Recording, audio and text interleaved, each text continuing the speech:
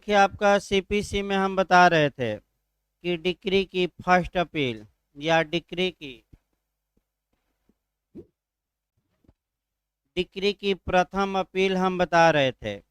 उसमें हमने बताया था धारा 96 मैं पढ़ा चुका हूँ कि सामान्यतः डिक्री की फर्स्ट अपील होगी किस न्यायालय में? अपील न्यायालय में, जब तक कि सीपीसी द्वारा या किसी अन्य तत्समय प्रवृत्त विधि द्वारा ऐसी अपील पर रोक न लगाई गई हो। यानी कि आपका जो प्री में आता है कि डिक्री के बारे में क्या सही है क्या गलत है, तो डिक्री सदैव अपीलीय होती है। यानी कि इसकी फर्स्ट अपील सदैव अनुज्ञात है, परमिटेड है। कब अपील नहीं होगी? जबकि कानून द्वारा अपील पर एक्सप्रेस या अभिव्यक्त रूप से यानी कि स्पष्ट लिखकर रोक न लगा दी गई हो। इसके बाद हमने 96 में आपका क्लास 2 बताया था कि जो एक्स पार्टी डिक्री होती है उसकी अपील हो सकेगी। तीसरा खंड भी महत्वपूर्ण है कि समझौते की डिक्री की अपील हो सकेगी कि नहीं, तो सामान्यतः नहीं होगी। लेकिन इसका हम अपवाद बताए थे, वो अपवाद भी याद रखिएगा कि कुछ दशाओं में हम नया वाद लाकर ऐसी डिक्री को सेटिसाइड करा सकते हैं। तो किन आधारों पर नया सूट लाकर ऐसी डिक्री को सेटिसाइड कराया जा सकता है? जिन आधारों पर संविदा सेटिसाइड कराई जाती हैं, अपास्त कराई जाती हैं, तो हमने संविदा अधिनियम की कई धाराएं बताई थी। आपका 15 हो गया प्रपीड़न, 16 आपका हो गया असम्यक असर, 17 आपका कपट और 18 मिथ्या व्यपदेशन। इसके बाद हमने बताया था कि दो आधारों पर आपका अपील की जा सकती है। एक ये आधार उठा सकते हैं कि जो डिक्री पारित की गई है वह कानून के विपरीत है, और दूसरा आधार अधिवक्ता ने सम्मति दी थी और अधिवक्ता ऐसा करने के लिए सक्षम नहीं था, क्योंकि हमने अधिवक्ता को समझौते के लिए मैंने नहीं कहा था, बल्कि अपना मुकदमा लड़ने के लिए कहा था। और बिना मेरे पूछे या बिना अनुमति के अधिवक्ता ने समझौते के लिए सहमत दी है। अतः दो आधारों पर अपील हो सकती है और समझौते की डिक्री को अपास्त या उल्टवाया जा सकता है। इसके बाद आपका चौथा खंड भी बहुत महत्वपूर्ण है कि अगर इस्माल कागज कोर्ट है धन संबंधी डिक्री पारित किया है और रकम 10,000 या उससे कम है, तो सामान्यतः प्रथम अपील नहीं होगी। लेकिन अब यहाँ आपका टेक्निकल क्वेश्चन ये बनता है कि अगर 10,000 या उससे कम की रकम की डिक्री है तो कब अपील हो सकेगी? तो पहला ऑप्शन दे सकता है कि अगर उस मामले में कोई क्वेश्चन ऑफ फैक्ट समाहित हो या क्वेश्चन ऑफ लॉ समाहित हो, दोनों इनमें से कोई नहीं। तो अगर विधि का कोई प्रश्न विवादित है, जैसे अधिकारता हो गया, परिसीमा काल हो गया, तो प्रथम अपील हो सकेगी। आपका ये याद रखिए, यानी कि आपका तथ्य के प्रश्न पर नहीं, किसके प्रश्न पर? विधि। तो विधि का प्रश्न कौन होता है? एक दो उदाहरण हमने बताया, जैसे टाइम पीरियड मुकदमा दायर करने का बीत गया है कि नहीं, इस न्यायालय को जुरिडिक्शन था कि नहीं, ये तथ्य का प्रश्न न होकर क्वेश्चन ऑफ लॉ होता है। और एक लाइन आगे और बताया जाएगा कि सबसे पहले जो कोर्ट में सुनवाई होती है वह क्वेश्चन ऑफ फैक्ट पर नहीं होती, क्वेश्चन ऑफ लॉ पर होती है। इसका उत्तम उदाहरण बनारस का भी देख सकते हैं जोड़कर, कि सबसे पहले जो बनारस के जिला अदालत ने सुनवाई की वह इस बिंदु पर की कि क्या मुकदमा चलने लायक है कि नहीं और मुझे अधिकारता प्राप्त है कि नहीं। तो पहले अधिकारिता का निर्धारण किया जाएगा, यानी कि पहले किस पर सुनवाई होगी, विधि के प्रश्न पर, उसके बाद अन्य पर सुनवाई होगी। ये आपका जब आप सीपीसी का आदेश 14 पढ़ेंगे तो वहां हम थोड़ा और डिटेल में आपको बताएंगे कि तथ्य का प्रश्न कौन होता है, विधि का, क्योंकि झारखंड इत्यादि राज्यों में आपका कई ऐसे क्वेश्चन आ रहे हैं जिसमें कि ये पूछा जा रहा है कि ये क्वेश्चन आप ला होगा कि क्वेश्चन आप फैक्ट होगा, तो उसका हम बताएंगे आगे। इसके बाद 97 बताई गई थी, ये भी आपका पूछा जाता है प्री में। सेक्शन 97 भी काफ़ी महत्वपूर्ण है। डॉक्ट्रिन ऑफ स्टापेल का सिद्धांत समाहित है, विबंध का सिद्धांत समाहित है। केस याद रखिएगा, आपका कौशल्या देवी का केस है जिसमें ये इस सिद्धांत की मान्यता दी गई। तो स्टापेल का सिद्धांत का मतलब ये हुआ कि अगर आपके खिलाफ प्रारंभिक डिक्री पारित की गई है और प्रारंभिक डिक्री के समय रहते हुए अपील का आपने अपील नहीं किया और अंतिम डिक्री पारित हो गई, उसके बाद आप अंतिम डिक्री की अपील कर रहे हैं, तो अब आप प्रारंभिक डिक्री की अपील करने से विबंधित हो जाएंगे, स्टापेल लग जाएगा, यानी कि कानूनन आप प्रारंभिक डिक्री की अपील अब कर सकते हैं कि नहीं, नहीं।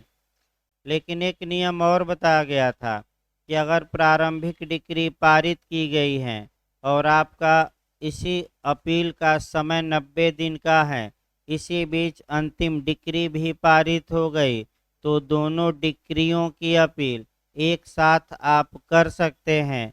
लेकिन अपील के लिए जो ये 90 दिन की समय की गणना की जाएगी, ये प्रारंभिक डिक्री पारित करने के दिन से की जाएगी, अंतिम नहीं। लेकिन ये कब, जब दोनों डिक्रियों की आप अपील एक साथ कर रहे हैं। 98 आ जाइए। जहां कोई अपील दो या अधिक न्यायाधीशों द्वारा सुनी जाए, वहां विनिश्चय, यानी कि वहां क्या होगा, तो सामान्य नियम है, अगर दो या दो से अधिक न्यायाधीशों द्वारा अपील सुनी जाए तो फैसला बहुमत से आएगा, और अल्पमत में निर्णय है तो वह मान्य नहीं होगा। यानी कि अगर मान लीजिए कि 5 जज बैठे सुनने के लिए हाई कोर्ट के, 3 जज निचले न्यायालय के फैसले के खिलाफ हैं और 2 जज पक्ष में हैं, तो ये माना जाएगा कि डिक्री सेटिस्फाइड हो गई, क्योंकि बहुमत का फैसला क्या होगा, मान्य।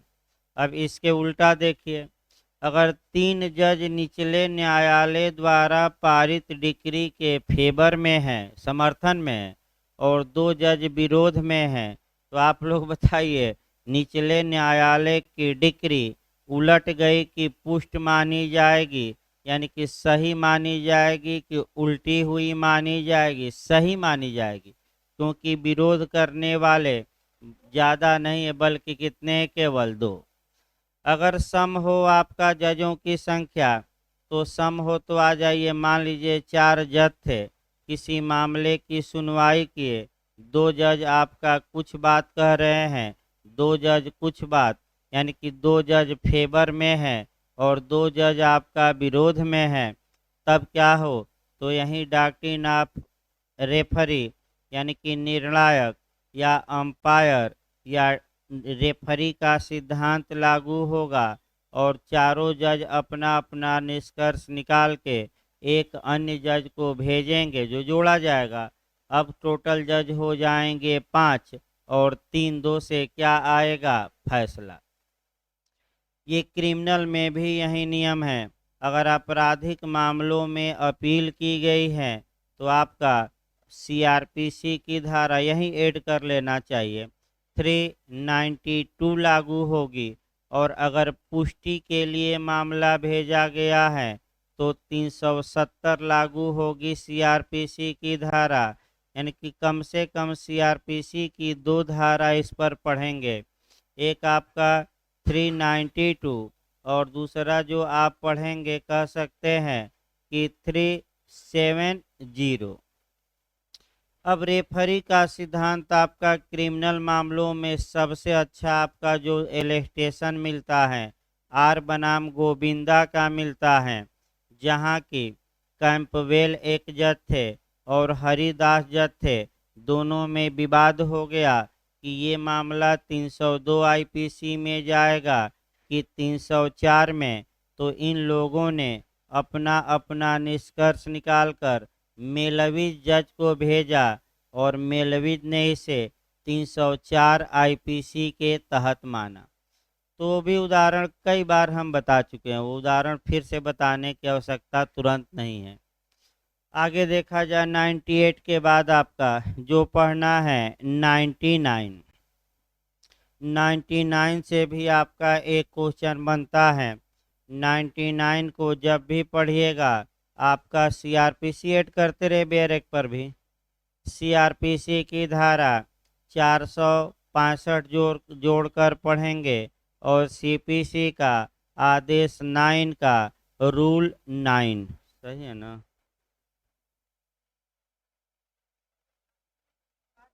वहाँ ऑर्डर 1 रूल 8 है भाई, उसको 9 है ना। एक सेकंड भाई देख लेना,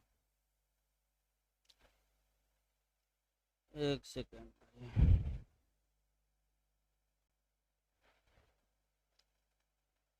देखिए फिर एक बार देखिए आपका 99 की पहले आप भूमिका देखिए और यहाँ से भी आपका एक क्वेश्चन बनने का पूरा चांस रहता है। 2015 यूपी एपीओ में भी आपका सीआरपीसी में कैसा क्वेश्चन बना, अन्य राज्यों में सीआरपीसी में कैसा क्वेश्चन बना, सीपीसी में कैसा क्वेश्चन बनता है, दोनों एंगलों को लेकर चलना है।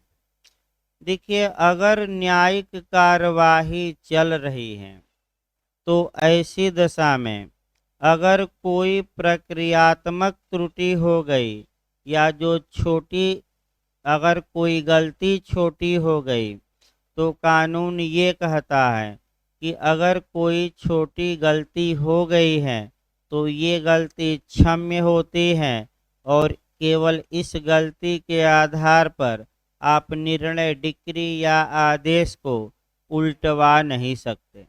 इसका मतलब कि छोटी छोटी गलतियों को क्षम्य बनाया गया है, एक्सक्यूज किया गया है और छोटी छोटी जो गलतियां हैं ऐसी गलतियों के कारण आप कह सकते हैं कि कोई डिक्री या आदेश सामान्यतः उल्टा जाएगा कि नहीं, उल्टा नहीं जाएगा। तो कहाँ कहाँ मिस्टेक हो सकता है, कब कब वह मिस्टेक क्षम्य है, कब कब क्षम्य नहीं है, इसका एक व्यापक वे में देखिए। सीपीसी लास्ट में हम बताएंगे। सबसे पहले हम एविडेंस उठाते हैं और भारतीय साक्ष्य अधिनियम की धारा 93 और 94 बताती है कि अगर किसी दस्तावेज में प्रत्यक्ष त्रुटि है, पेटेंट डिफेक्ट है, प्रत्यक्ष संदिग्धता है तो उस संदिग्धता को सुधारने के लिए कोई मौखिक साक्ष्य ग्राह्य नहीं होगा। लेकिन अगर इनहेरेंट आपका डिफेक्ट है, लेटेंट डिफेक्ट है या अप्रत्यक्ष त्रुटि है जो प्राइमा फेसाई दिखाई नहीं देती तो उस गलती को सुधारा जा सकता है और वह जो सेक्शन दिया है 95, 96 और 97 एविडेंस की धारा, यानी कि एविडेंस में भी कुछ गलतियां सुधार योग्य नहीं है। तो कौन सुधार योग्य नहीं है, आपका जो प्रत्यक्ष हो, और कौन गलतियां सुधार योग्य हैं, जो अप्रत्यक्ष हो। एक लाइन में बस याद रखना है। सीआरपीसी में आ जाइए। सीआरपीसी की धारा 460 और 461 पर गौर करना है, 460 और 461 पर। एक क्वेश्चन आपका एपीओ में आया भी था, कई लोग गलत करके भी आ गए थे आपका। तो 460 में जिन गलतियों की लिस्ट दी गई है, अगर मजिस्ट्रेट उन गलतियों को सद्भावना में कर भी देता है तो वे गलतियां क्षम्य हैं, यानी कि कार्यवाही को अवैध नहीं घोषित करेगी, अर्थात वह इरेगुलरिटी या वह अनियमितता कार्यवाही को गलत नहीं ठहराएगी। लेकिन अगर मजिस्ट्रेट ने ऐसी गलती की है जो धारा 461 के लिस्ट में आ जाती है तो वह गलती क्षम्य नहीं है, यानी कि 460 वाली गलती क्षम्य है और 461 वाली गलतियां क्षम्य नहीं है, ये याद रखिए। लेकिन जो 99 हम सीपीसी शुरू कर रहे हैं, अभी शुरू भी करना है, इससे शुद्ध रूप से जो कोरिलेट आपराधिक मामलों में धारा होती है वह आपका 465 है, यानी कि 465 है। तो आखिर 465 में दिया क्या गया है, जिस प्रकार सिविल मामलों में सीपीसी की धारा 99 ये बताती है कि छोटी छोटी गलतियां क्षम्य होती हैं, उस आधार पर आप डिक्री और डिक्री को, आदेश के लिए अलग नियम है भाई, डिक्री देखा जाए, उस आधार पर या आप आज्ञप्ति या जय पत्र या विजय पत्र या डिक्री को सेट साइड नहीं करा सकते। सेम उसी प्रकार आपराधिक मामलों में भी कुछ गलतियां ऐसी हैं जो क्षम्य हैं, अगर वह गलती हो भी गई है तो न्यायालय द्वारा दिए गए निर्णय पर उसका कोई विपरीत प्रभाव नहीं पड़ेगा। तो कौन कौन सी गलती है, 3-4 गलती तो निकालना ही पड़ेगा। तो पहली गलती हम बता रहे हैं, न्यायालय ने समन जारी किया लेकिन जो सील या मुद्रा या मोहर होती है कोर्ट की वहीं उस पर भूल से छूट गई थी। तो आप लोग बताइए, क्या समन वैध होगा कि अवैध होगा? ये अनियमितता क्षम्य होगी कि अक्षम्य? क्षम्य। साइन ही भूल गया न्यायाधीश तब भी क्षम्य होगी। गिरफ्तारी का वारंट जारी किया गया और उस पर साइन या मुद्रा ही लगाना कोर्ट ने भूल गया तो इतना बड़ी गलती नहीं है कि ये क्षम्य न हो। फिर आपका निर्णय सुना दिया और साइन ही करना भूल गया तो ये गलतियां भी क्या हैं? क्षम्य। जो 2015 यूपी एपीओ में क्वेश्चन आया था कि एक न्यायाधीश निर्णय सुना दिया लेकिन हस्ताक्षर अभी नहीं किया है, ये अनियमितता निर्णय को दूषित करेगी? निर्णय को दूषित नहीं करेगी। तो कोई दूषित नहीं होगा निर्णय, क्योंकि ये मात्र प्रक्रियात्मक मामला है। निर्णय का जो मुख्य पहलू है साइन करना नहीं बल्कि उसे क्या करना, सुनाना। फिर उत्तराखंड में हल्का सा चेंज किया कि एक न्यायाधीश निर्णय लिख चुका है लेकिन अभी सुनाया ही नहीं, तो ये क्या माना जाएगा? तो उसकी केवल और केवल एक ओपिनियन, एक राय मानी जाएगी, क्योंकि अभी सुनाया नहीं। अगला क्वेश्चन इसी पर, एक न्यायाधीश निर्णय लिख दिया, अभी सुनाने के पहले ही वह मर गया, तो क्या उसकी जगह पर जो दूसरा न्यायाधीश आता है वह पूर्ववर्ती द्वारा लिखे गए निर्णय को सुना सकता है कि नहीं? सुना सकता है, कोई दिक्कत नहीं है। ये भी क्वेश्चन आ चुका है, एमपी का मॉडल है, यानी कि 4 मॉडल आपको सीआरपीसी में कोरिलेट करके बताया गया। तो सीआरपीसी में बैक होया जाए एक लाइन बताकर कि सीआरपीसी की धारा 465 इस बात का उल्लेख करती हैं कि जो छोटी गलतियां कार्यवाही के दौरान हो जाती हैं उन गलतियों पर ध्यान न दिया जाए आपका, और वे गलतियां क्या होती हैं? एक्सक्यूज होती हैं, क्षम्य होती हैं। और तीन चार गलती हमने क्या किया, उदाहरण के रूप में बताया। अब सीपीसी में आ जाइए। अगर सिविल मामलों में कोई त्रुटि हो गई प्रक्रियात्मक, तो क्या उस त्रुटि के कारण आपका डिक्री को ही उलट दिया जाएगा? नहीं, क्योंकि छोटी छोटी जो गलतियां हैं वह क्या है, क्षम्य। तो कब, अब समस्या ये आई कि न्यायालय द्वारा पारित किसी डिक्री को किस गलती के आधार पर उल्टा जा सकता है, रद्द किया जा सकता है। तो अब बेयर एक्ट काम करेगा, और बेयर एक्ट देखिए एक एक शब्दों को, और उसी में आपका कुछ बातें निकालनी है। देखिए भाई, आपका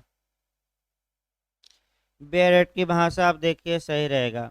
कोई भी डिक्री ऐसी गलती या अनियमितता के कारण जिसमें गुणागुण या अधिकारता पर प्रभाव नहीं पड़ता, न तो उल्टी जाएगी न उपांतरित की जाएगी। उपांतरित माने मॉडिफाई, मॉडिफाई मतलब उसमें कुछ परिवर्तन, कुछ संशोधन आपका।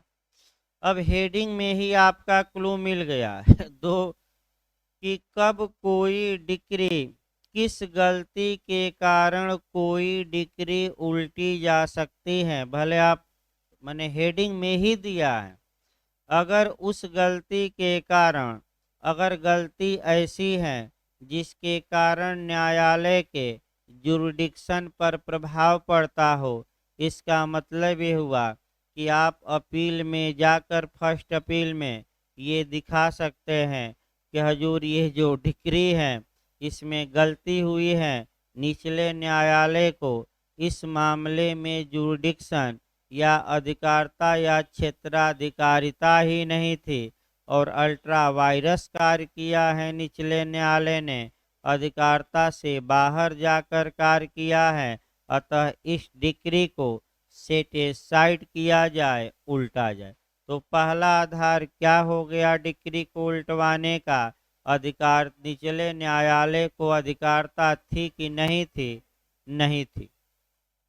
और दूसरा, आपका गुणागुण पर आधारित नहीं है डिक्री, गुणागुण का मतलब मेरिट पर आधारित नहीं है। तो अब आपका मेरिट शब्द समझना है आपका, कि कब कहा जाएगा कि कोई फैसला मेरिट पर आधारित है और मेरिट पर आधारित नहीं है।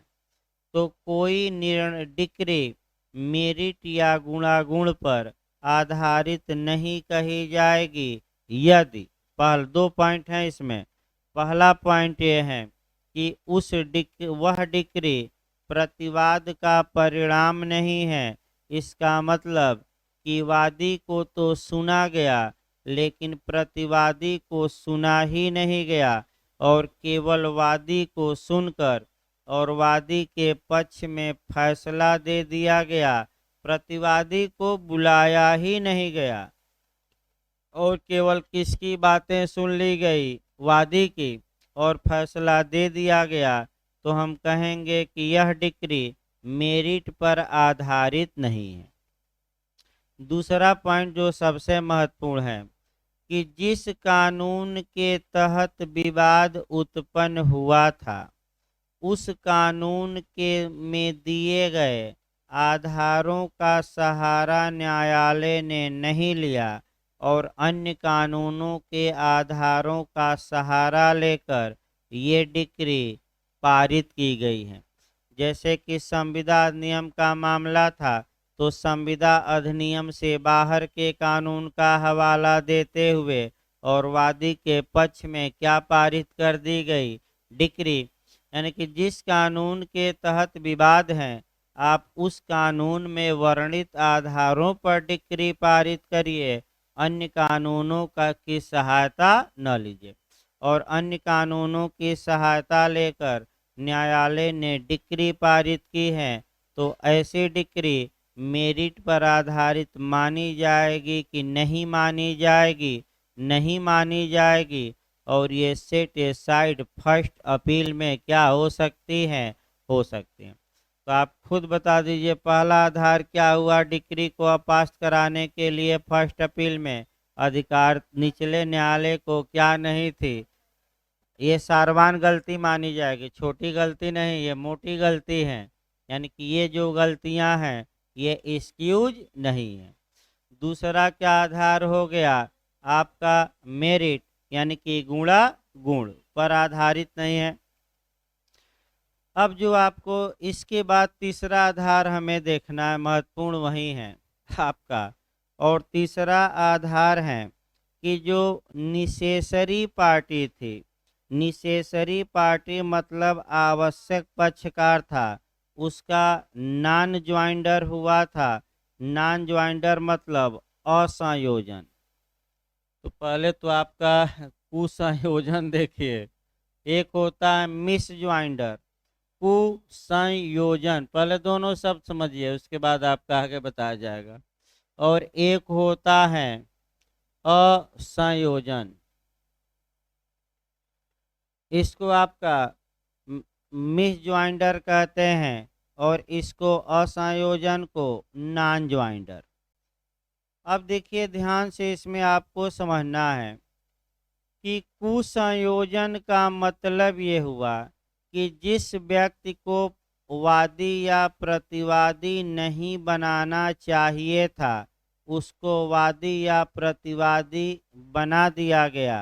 यानी कि फालतू लोगों को मुकदमे में क्या कर दिया गया, दो चार लोगों को जोड़ दिया गया।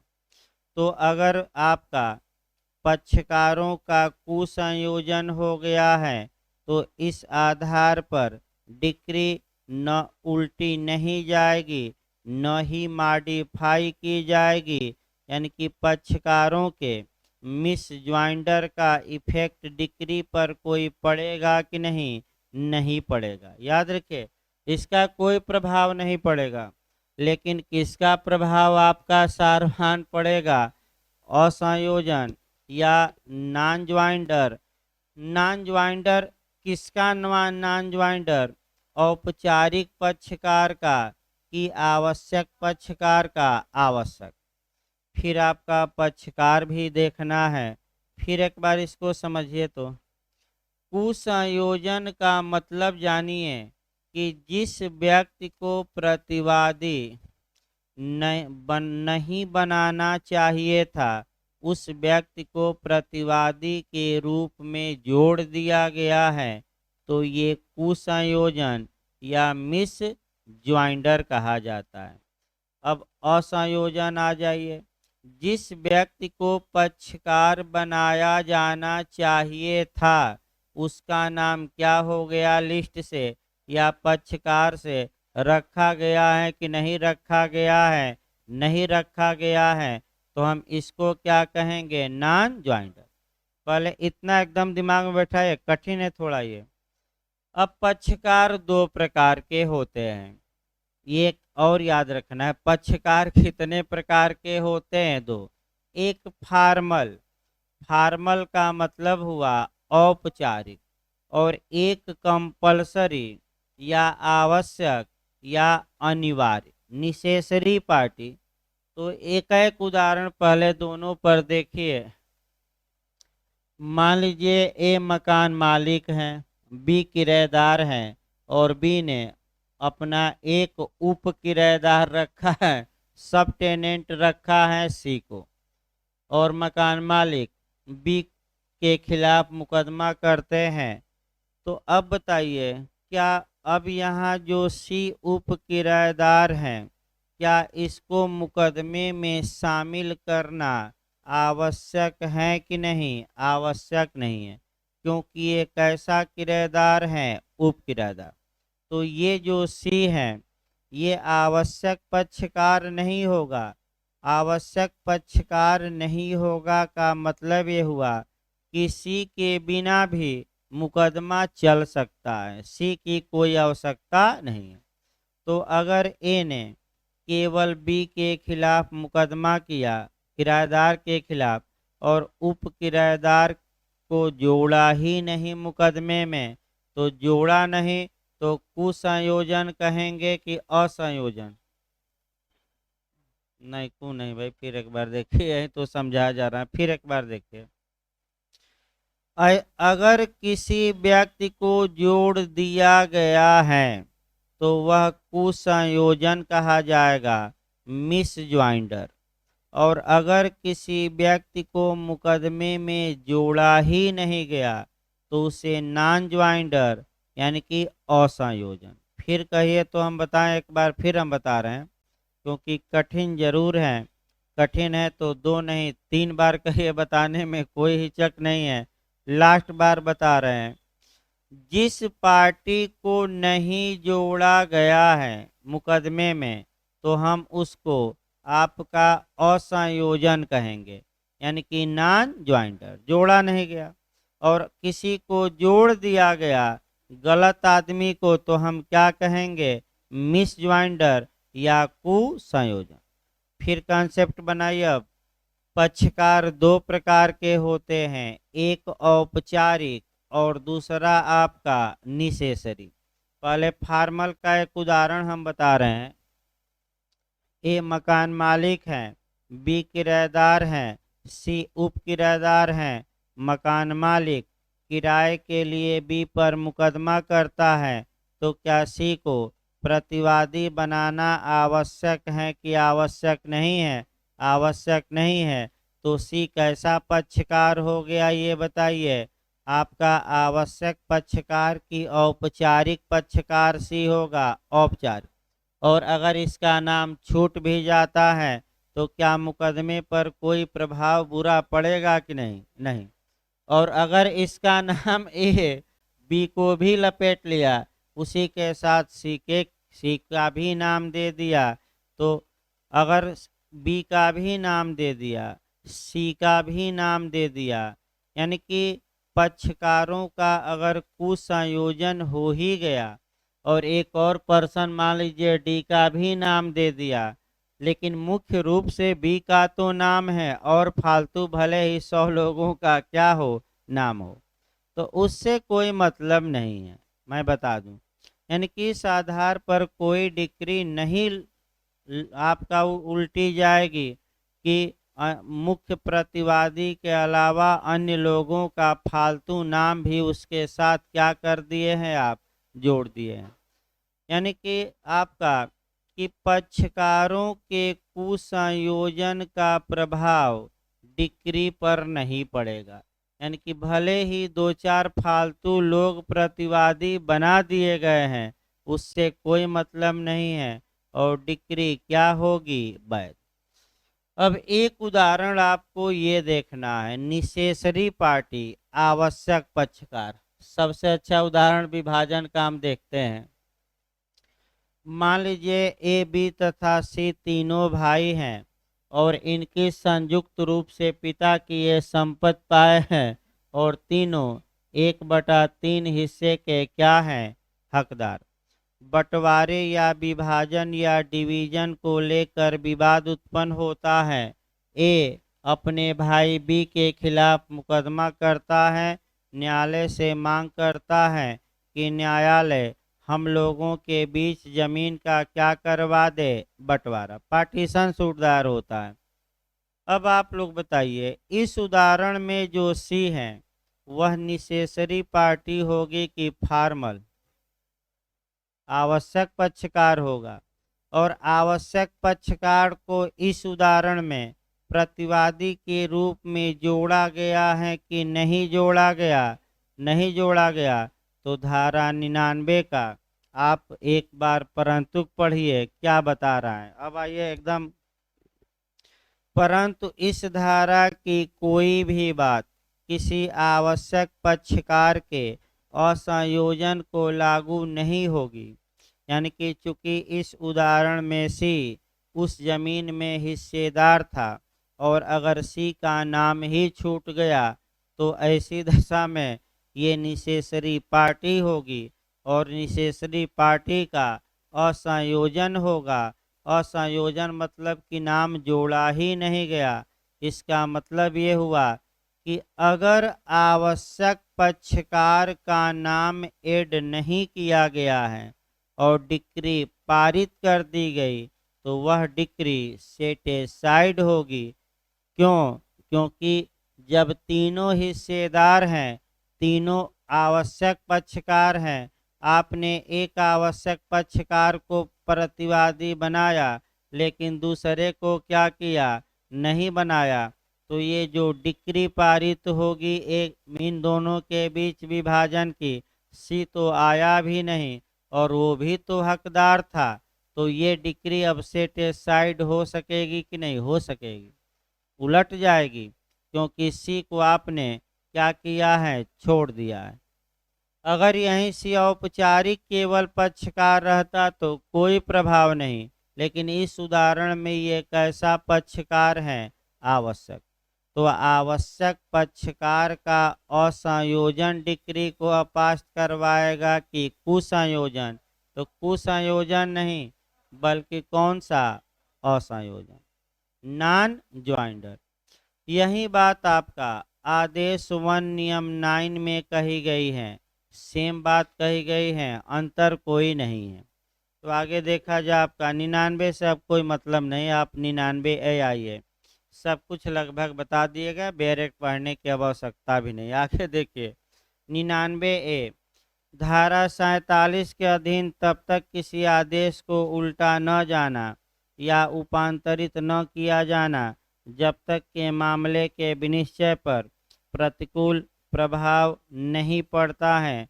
यानी कि आपका 47 में दिया क्या गया है कि जो न्यायालय डिक्री का निष्पादन करा रहा है वह कुछ मामलों में आदेश दे सकता है। अगर वह आदेश दिया है तो क्या डिक्री को ही उलटवा देंगे, नहीं, ये भी कम पढ़ा जाता है। अब आइए अपीलीय डिक्रियों की अपील या डिक्री की सेकेंड अपील देखा जाए, एक लाइन और इसमें बचा है। डिक्री की प्रथम अपील के लिए जो प्रक्रिया दी गई है वह सीपीसी के आर्डर 41 में दी गई है, आदेश 41 में। 41 ज़्यादा पढ़ा नहीं जाता, बस एक क्वेश्चन आपका अब तक के इतिहास में बना है कि अपील कैसे की जाती है, ज्ञापन द्वारा, आवेदन द्वारा, आपका दे देगा वाद दायर करके और याचिका दायर करके। तो जो अपील की जाएगी वह मेमोरेंडम द्वारा यानी कि ज्ञापन द्वारा, एक लाइन याद रखिएगा और कुछ याद रखने की ज़्यादा आवश्यकता नहीं है। किसके द्वारा की जाएगी, मेमोरेंडम या ज्ञापन। अब आइए डिक्री की सेकेंड अपील या डिक्री की द्वितीय अपील या अपीलीय डिक्री की अपील। तो एक उदाहरण, 2-3 बातें यहाँ याद रखिए। डिक्री की द्वितीय अपील के बारे में सीपीसी की धारा 100 से लेकर 103 तक में प्रावधान किया गया है। यानी कि सेक्शन 100 से लेकर कहाँ तक, 103 तक। और इसके लिए जो प्रोसीजर दिया गया है, प्रक्रिया दी गई है, वह सीपीसी के आदेश 42 में दी गई है, यानी कि आदेश 42 में। तो कम से कम 3-4 बातें शुरुआती दौर में दिमाग में बैठाइए। डिक्री की जो सेकेंड अपील होती है वह अब निचले न्यायालयों में नहीं होगी, केवल और केवल कहाँ होगी, आपका हाई कोर्ट। पहला नियम याद रखें, डिक्री की सेकेंड अपील केवल और केवल कहाँ होगी, उच्च न्यायालय। डिक्री की सेकेंड अपील किस प्रश्न पर होगी, क्वेश्चन ऑफ लॉ पर होगी कि क्वेश्चन ऑफ फैक्ट पर होगी कि दोनों आधार पर हो सकेगी। तो अब दोनों आधार नहीं, केवल और केवल क्वेश्चन ऑफ क्या, लॉ। यानी कि फिर एक बार क्रम बनाइए। डिक्री की जो फर्स्ट अपील है वह तथ्य तथा विधि दोनों के प्रश्न पर हो सकती है, लेकिन जब डिक्री की सेकेंड अपील होगी तो वह केवल और केवल किस प्रश्न पर होगी, विधि के। और कहाँ होगी, हाई कोर्ट।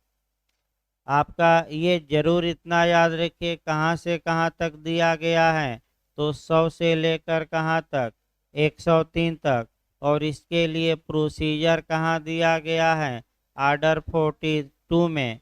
कैसे होगी, मेमोरेंडम द्वारा, ज्ञापन द्वारा। अब आइए इसको शुरू किया जाए। एक उदाहरण बना लें सेकेंड अपील का, तब हम डायरेक्ट शुरू करते हैं और इत्यादि बातें। मान लीजिए कि सबसे निचला न्यायालय लघुवाद न्यायालय है। लघुवाद न्यायालय ने कोई डिक्री पारित की, तो अब समस्या ये आई कि इसकी प्रथम बार अपील आगे के न्यायालय में करना है। तो अपील न्यायालय तो हम केवल 3 बताए थे, एक जिला जज का न्यायालय डीजे का, दूसरा कौन, हाई कोर्ट, और तीसरा कौन, सुप्रीम कोर्ट। अब समस्या ये आई कि लघुवाद न्यायालय द्वारा दिए गए डिक्री की अपील कहाँ हम करेंगे, जिला जज। तो ये कौन सी अपील कही जाएगी, फर्स्ट अपील या मूल डिक्री की अपील। किसकी अपील, मूल डिक्री या डिक्री की कौन सी अपील, फर्स्ट। जिला जज ने ये अब याद रखें, ये जो अपील होगी क्वेश्चन ऑफ लॉ और क्वेश्चन ऑफ फैक्ट दोनों पर हो सकेगी, ये भी याद रखिए। जिला जज के न्यायालय ने प्रथम अपील में डिक्री पारित कर दी, यानी कि आपका अपील में किसने डिक्री पारित कर दी, डीजे ने। अब इस डिक्री की जो सेकेंड अपील होगी, तो सेकेंड अपील अब सदैव कहाँ होगी, हाई कोर्ट में। यानी कि अपील में जो डिक्री पारित की गई, अब उसकी आगे पुनः हम क्या करेंगे, अपील। तो ये मूल डिक्री की कौन सी अपील हो गई, प्रथम नहीं बल्कि कौन सा, सेकंड। तो इसी को कहते हैं अपीलीय डिक्री की अपील, डिक्री की सेकंड अपील, या आपका कह सकते हैं कि द्वितीय अपील हम कह सकते हैं। और इसका प्रावधान ही सेक्शन 100 से लेकर आपका 103 में दिया गया है। अब देखिए सही रहेगा।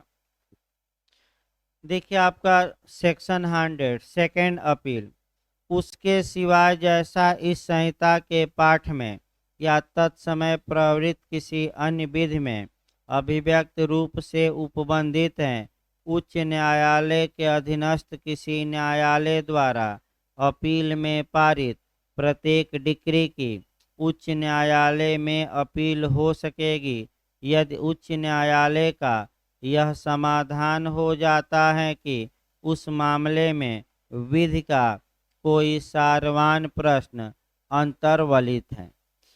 यानी कि सब्सटेंसिव क्वेश्चन ऑफ लॉ या विधि का कोई। तो पहला देखिए आपका क्या है, पहला नियम ये निकला कि आप डिक्री की जो प्रथम अपील की गई थी, डिक्री की प्रथम अपील में जो आदेश पारित हुआ, यानी कि अपीलीय आपका प्रथम अपील की गई, तो उस प्रथम अपील के बाद क्या आप डिक्री की द्वितीय अपील कर सकते हैं कि नहीं, तो कर सकते हैं। कहाँ कर सकते हैं, उच्च न्यायालय।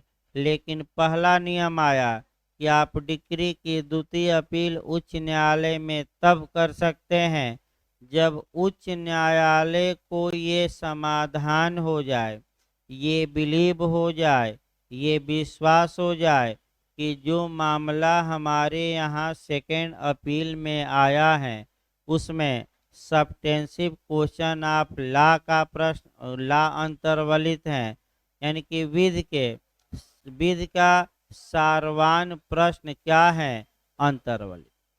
अब विधि का सारवान प्रश्न होता क्या है, ये हमें देखना है। विधि का सारवान प्रश्न का मतलब ये हुआ कि कानून की व्याख्या को लेकर कोई विवाद उत्पन्न हुआ हो और उस विवाद का निपटारा अब तक के इतिहास में न तो क्लियर कट रूप से हाई कोर्ट ने किया है, न ही सुप्रीम कोर्ट ने। और अगर उस विवाद का निपटारा हो गया तो वह व्यापक महत्व माने वह विधि का सारवा माने मुख्य प्रश्न का मतलब कि अगर उस विवाद का निपटारा हो गया तो अन्य मामलों में भी उसका क्या पड़ेगा, प्रभाव। यानी कि कुल मिलाकर एक लाइन हम ये कह सकते हैं, एक लाइन में, कि कानून की व्याख्या को लेकर ही विवाद है। तो ऐसी दशा में हाई कोर्ट अगर देखता है कि विधि की व्याख्या को ही लेकर विवाद है मुख्य रूप से, तब तो सेकेंड अपील कहाँ की जा सकती है, हाई कोर्ट। तो पहला नियम विधि के सारवान प्रश्न अंतर्वलित है तब हाई कोर्ट। अब दूसरा कब हाई कोर्ट जाएंगे ये देखिए। एक पक्षीय पारित अपीलीय डिक्री की अपील इस धारा के अधीन हो सकेगी। यानी कि अब आपका जो दूसरा खंड धारा 100 का है, इसमें विधि के सारवान प्रश्न का कोई मतलब नहीं है, ये याद रखिए। ये आपका बस ये है, इसको थोड़ा कोरिलेट करके पढ़िए। 96 का क्लाज 2 और 100 का क्लाज 2 दोनों देखिए एक साथ हम कोरिलेट करके जब भी पढ़िएगा आप पढ़िएगा। देखिए आपका एक बार फिर हम बता रहे हैं। सेक्शन 96 का कौन सा क्लास पढ़ेंगे, 2, और 100 का कौन सा क्लास, 2। बातें सेम हैं, इसमें कोई शक नहीं है। बस ये है कि फर्स्ट अपील अगर करना है तो 96 का कौन सा क्लाज लागू होगा, 2, और सेकेंड अपील करना है तो कौन सा लागू होगा, 100 का कौन सा क्लास, 2। लेकिन बात सेम है। फिर आपका एक्स पार्टी डिक्री पारित कराया जाए, एक पक्षीय डिक्री पारित कराया जाए। देखिए शुरुआती दौर से हम फिर उठा रहे हैं। ए ने बी के खिलाफ मुकदमा दायर किया और बी को समन जारी हुआ और बी आपका आया ही नहीं, यानी कि बी को सूचना दे दी गई लेकिन बी कोर्ट में हाजिर नहीं हुआ। तो न्यायालय ए की बातों को सुनेगा। अगर ए अपनी ओर से ऐसा कोई साक्ष्य प्रस्तुत किया कि ए उस मामले में फैसले का हकदार है तो ए के फेवर में आपका एक्स पार्टी डिक्री यानी कि बी की अनुपस्थिति में अब डिक्री पारित की जाएगी। इसी को हम क्या कहेंगे, एक्स पार्टी डिक्री।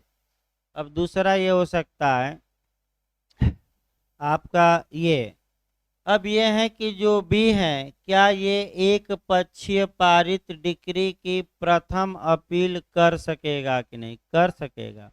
और कौन सी धारा परमिट करती है, 96 का क्लास 2। प्रथम अपील करवा दीजिए। प्रथम अपील हो गई तो बी ने प्रथम अपील किया किसके खिलाफ, ए के खिलाफ। अब अपील न्यायालय ने ए को समन जारी किया कि बी ने अपील की है, आकर तुम अपना पक्ष क्या करो, अपील में रखो। और ए समन पाने के बावजूद भी क्या हुआ, नहीं आया। तो बताइए अब प्रथम अपील में एक्स पार्टी डिक्री पारित होगी और किसके पक्ष में मान लीजिए पारित हो गई, बी के। यानी कि प्रथम अपील में ए हाजिर नहीं हुआ तो जो अपील करता था उसके फेवर में डिक्री पारित हो गई। तो इसको हम कहेंगे अपील में पारित एक्स पार्टी डिक्री। लेकिन किस अपील में ये पारित हुई है, फर्स्ट अपील। इसको नाम देखिए, फर्स्ट अपील में पारित एक पक्षीय डिक्री। तो अब बताइए, भले इसमें अब विधि का सारवान प्रश्न हो या न हो, इसकी अपील कहाँ हो सकती है, हाई कोर्ट में। तो कौन सा खंड बताता है कि इसकी अपील हाई कोर्ट में हो सकती है, तो नहीं, सेकंड अब फर्स्ट का ये है, सेकंड अब आ जाइए। कौन सा खंड बताता है, तो धारा 100 का कौन सा क्लास 2। यानी कि अगर फिर एक बार देखिए, थोड़ा कठिन है इधर। अगर अपील प्रथम की गई और प्रथम अपील में एक्स पार्टी डिक्री क्या की गई है, पारित।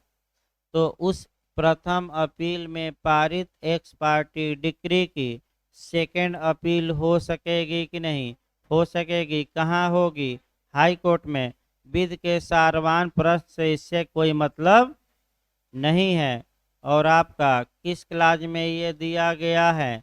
आपका 100 के किस क्लाज में? 2 में। अगला देखिए, इस धारा के अधीन अपील में अंतर्वलित विधि के उस सारवान प्रश्न का अपील के ज्ञापन में प्रथमतः कथन किया जाएगा। इसका मतलब सामान्य है कि जब आप अपील कर रहे हैं, पहले खंड के आधार पर कर रहे हैं, तो जो आप ये दिखाना चाहते हैं कि इसमें ये विधि का सारवान प्रश्न है, तो अपील के मेमोरेंडम में अपील जब आप कर रहे हैं तो लिखना पड़ेगा कि नहीं? लिखना पड़ेगा। यानी कि आपकी राय में कौन विधि का प्रश्न है, सारवान प्रश्न, इस बात को अपील के कागज पत्तर में क्या लिखिए?